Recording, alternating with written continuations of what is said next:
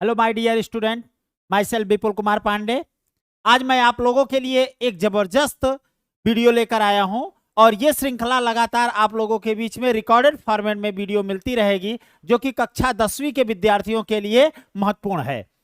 जी हाँ, 10 minute show, 10 minute का ये शो रहेगा। 10 मिनट के शो में आपको सारी चीजें सिखा दी जाएगी। आज का टॉपिक है हमारा सर्कल थ्योरम्स।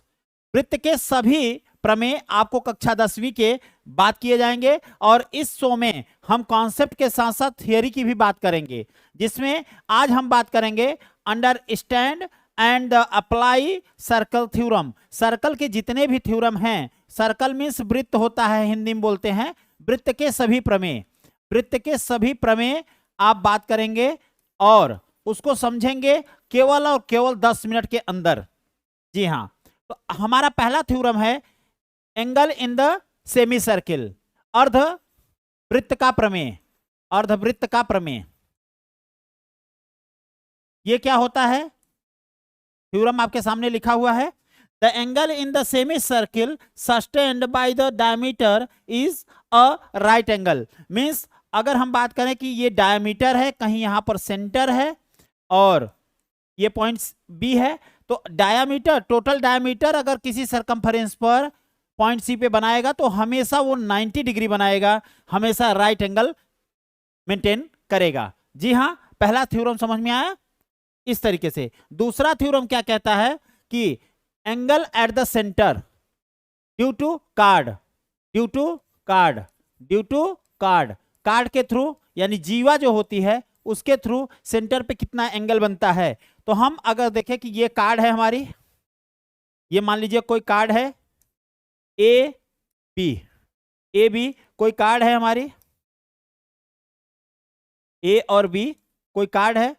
ये सेंटर मान लीजिए ओ है, इस पर जो एंगल बना रहा है थीटा, मान लीजिए एंगल बना रहा है, तो यही कार्ड सरकमफरेंस पर कोई पॉइंट सी होगा, उस पर भी कितना बनाएगा एंगल। अब यही समझना है, the angle in the centre is twice as the angle sustain at the circumference. अगर सरकमफरेंस पे थीटा बना रहा है तो यहां पे 2 थीटा बनाएगा, जस्ट डबल। मैं एग्जांपल के थ्रू आपको इस चीज को समझा सकता हूं, मैं एग्जांपल के थ्रू इस बात को आपको समझा सकता हूं कि अगर यहां पे देखिए, अगर यहां पे हम देखें कि एंगल इस जगह पे अगर हमारा 60 डिग्री बन रहा है तो यहां पर हमारा कितना बनेगा 120 degree, which is 2 into 60, 2 into 60। मतलब सेंटर पे जब भी एंगल बनेगा वो एक ही कार्ड के थ्रू सेंटर पे जो एंगल बनेगा वो सरकमफरेंस पे बने एंगल का जस्ट डबल होगा, ट्वाइस ऑफ द सरकमफरेंस। ये दूसरा थ्योरम हो गया। थ्योरम नंबर 3 की अगर हम बात करें, थ्योरम नंबर 3 की बात करें तो साइक्लिक क्वाड्रिलेटरल की बात की जाती है। साइक्लिक क्वाड्रिलेटरल को हिंदी में बोलते हैं चक्रीय चतुर्भुज। चक्रीय चतुर्भुज, चक्रीय चतुर्भुज क्या होता है? क्वाड्रिलेटरल whose all vertices, हाँ, whose all vertices are situated at a circle, whose all vertices are situated at circle। यानी एक ऐसा चतुर्भुज जिसके चारों शीर्ष कहां हो? वृत्त की परिधि पर हो, सरकमफरेंस पे हो। सरकमफरेंस पे अगर ये चारों पॉइंट हैं और उनसे मिलकर एक कोई क्वाड्रिलेटरल बनाया जा रहा है, तो ये जो अपोजिट एंगल होंगे उनका सम सप्लीमेंट्री मींस 180 डिग्री होगा। कितना होगा? 180 डिग्री होगा अपोजिट एंगल का। मतलब अगर ये यक्स है तो आप मान के चलिए कि ये 180 माइनस यक्स होगा, और ये अगर वाई है तो ये मान के चलिए कि ये 180 माइनस वाई होगा। ये बात समझ में आई कि जो क्वाड्रिलेटरल होता है, कौन सा? साइक्लिक क्वाड्रिलेटरल, उसमें अपोजिट एंगल का सम हमेशा क्या होता है? 180 डिग्री होता है। अपोजिट एंगल का सम कितना होता है? 180 डिग्री होता है। नेक्स्ट थ्योरम पे आते हैं, angle in the same segment. Angle in same segment, इसका क्या मतलब है?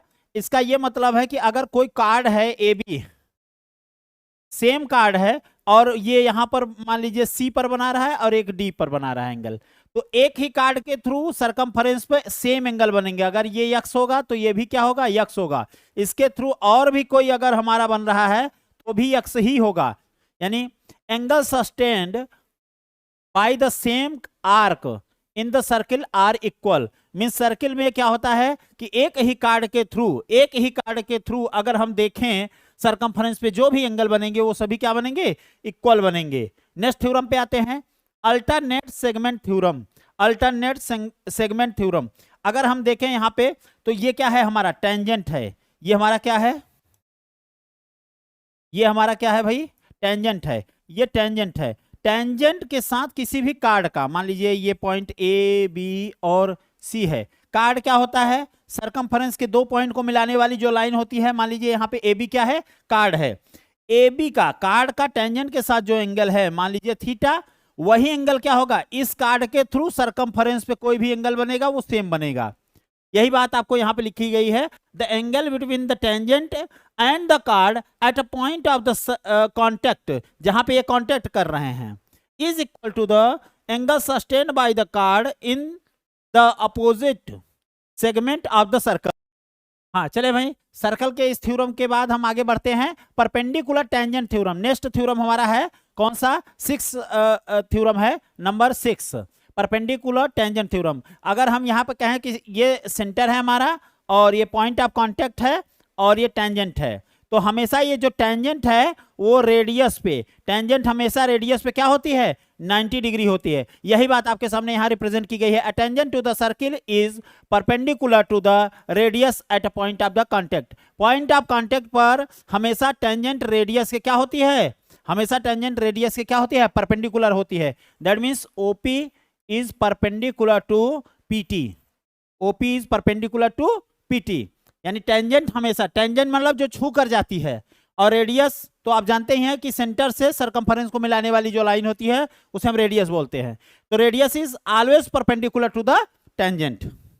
नेक्स्ट थ्योरम पे आते हैं भाई, नेक्स्ट थ्योरम बहुत बढ़िया है, two tangent theorem. Two tangent theorem क्या बोलता है कि कोई भी एक सर्किल है जिसका सेंटर मान लीजिए O है, और किसी एक्सटर्नल पॉइंट P से, किसी एक्सटर्नल पॉइंट P से अगर दो टेंजेंट PA और PB खींचे जाते हैं, अभी अभी हमने सीखा है कि जो टेंजेंट होती है वो हमेशा रेडियस पे परपेंडिकुलर होती है, मींस ये दोनों क्या होंगे, 90 डिग्री होंगे। अब यही बात कही गई है, two tangent drawn from the external point are equal in length, means ये जो टेंजेंट होती हैं PA और ये जो टेंजेंट है PB, वो दोनों आपस में क्या होती हैं, बराबर होती हैं, PA is equal to PB। अच्छा एक बात और ध्यान दीजिएगा बड़े अच्छे से, यहां से अगर हम इसको मिला देते हैं, यहां से इसको हम क्या करते हैं, मिला देते हैं, तो क्या बन जाएगा, जरा ध्यान से समझें। हाँ एक बात और समझ लें यहीं पे कि यहां पर जब बात होगी तो ये एंगल इक्वल टू ये एंगल होगा, ये दोनों बराबर होंगे एंगल, ये साइड इक्वल होंगी, ये एंगल भी इक्वल होंगे, और साथ ही साथ ये एंगल भी इक्वल होंगे।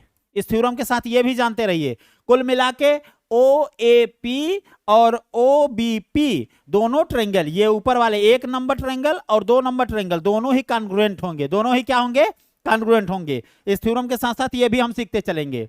नेक्स्ट थ्योरम पे आते हैं, next theorem card of a circle, card of the circle. अगर हम कहें कि ये सेंटर है हमारा O और दो टेंजेंट हैं, दो कार्ड हैं AB और एक जो रेडियस है यहाँ पे OC मान लेते हैं, तो हमेशा अगर हम बात करें कि the perpendicular bisector of the card goes through the centre of the circle, जो दो कार्ड होते हैं, जो दो कार्ड होते हैं अगर 90 डिग्री पे क्लिक करते हैं यानी 90 डिग्री बनाते हैं, तो पक्का है वो कहां से होकर जाएंगे, वो सेंटर से होकर जाएंगे। ये रेडियस और ये कार्ड की अगर हम बात करें तो ये अगर 90 डिग्री बना रहे हैं और बाइसेक्ट कर रहे हैं, यहां से ये दोनों साइड सेम है, तो पक्का है ये कहां से होके जाएगा, सेंटर से होके जाएगा। साथ ही साथ मैं आपको एक और बात बता दे रहा हूं, इसी कड़ी के साथ ही एक बात और समझ लीजिए इसी कड़ी में, कि अगर हम कहें यहां से कि सेंटर से अगर हम यहां पे 90 डिग्री क्लिक करते हैं, किसी कार्ड पर सेंटर से 90 डिग्री क्लिक करते हैं, तो ये दोनों साइड्स क्या होंगी, बाइसेक्ट हो जाएंगी, मतलब कार्ड आपका क्या हो जाएगा, बाइसेक्ट हो जाएगा। इस अवस्था में जब ये 90 डिग्री होगा उस केसेस में क्या होगा, AC is equal to BC हो जाएगा, AC is equal to BC हो जाएगा। तो इस थ्योरम के साथ साथ आप और दूसरा थ्योरम भी समझते चलिए कि अगर सेंटर से किसी कार्ड पे परपेंडिकुलर डाला जाता है तो उस कार्ड को क्या करता है, वो बाइसेक्ट करता है।